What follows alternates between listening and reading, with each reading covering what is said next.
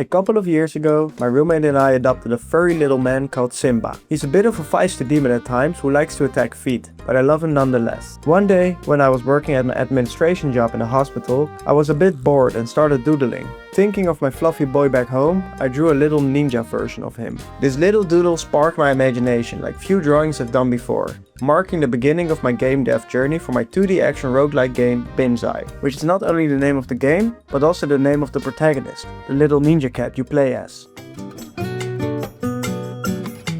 To give a little more context, I am a classically trained frame-by-frame animator, graduating from my animation studies in 2021. Since then, I have done freelance animation work for game trailers, educational shorts, and music videos.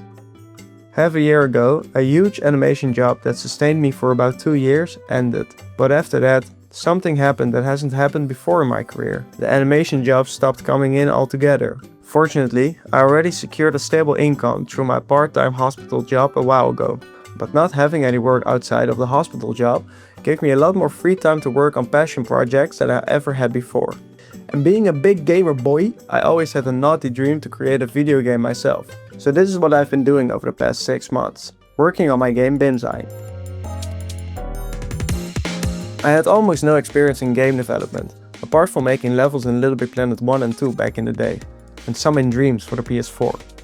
Not to flex or anything, but a couple of levels I made in Little Big Planet actually went viral and got played thousands of times, which made me feel like a 12-year-old rock star at the time. Since then, I followed quite some devlogs on YouTube. Shout out to Layers Deep and Dewdrop Dynasty. Can't wait to play those in particular. I got mostly inspired by devs who use Godot, which seemed like a user and wallet friendly option. So this is what I decided to start building my game in. The game is a roguelike 2D action platformer, set in an ancient Japanese setting, with hand-drawn frame-by-frame animation.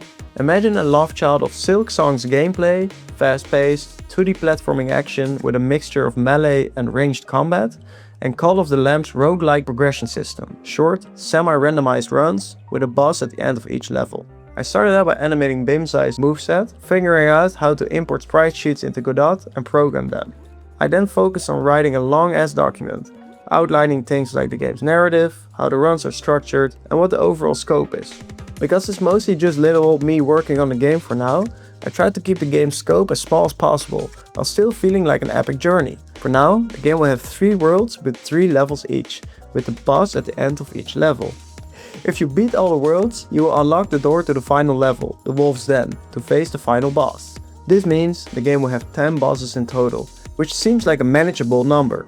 The Wolf is Bimsai's main villain. He's an evil, ruthless lord, leading a pack of equally ruthless killers, aka the Terrible 3. These 3 assassins will be the final bosses of the game's 3 worlds, similar to the Yoda 6 of Ghost of Yoda, a game that was a big inspiration for the setting of Bimsai's world.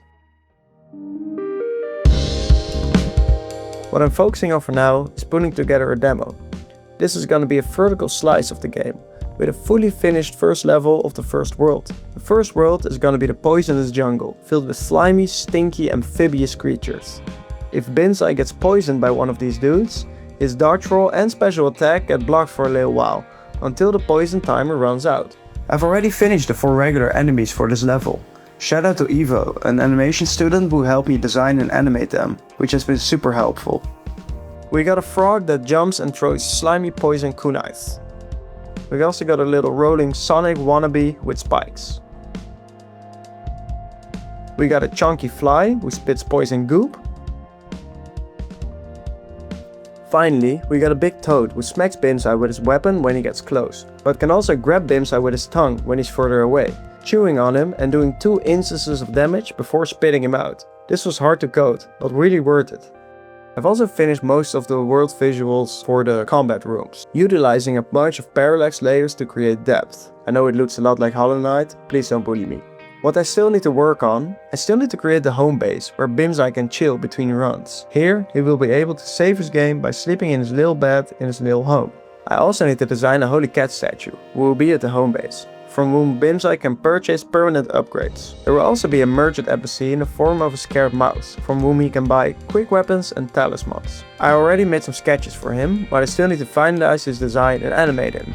I also need to create the restrooms, where Bimsai can purchase temporary upgrades from various quirky spirit NPCs during the runs. But more on this next devlog. And last but not least, I need to design and animate the first mini-boss you encounter at the end of the first level, which will also wrap up the demo. That was all for now, I guess. I hope I managed to excite you for Bimsai. See you next time. Peace!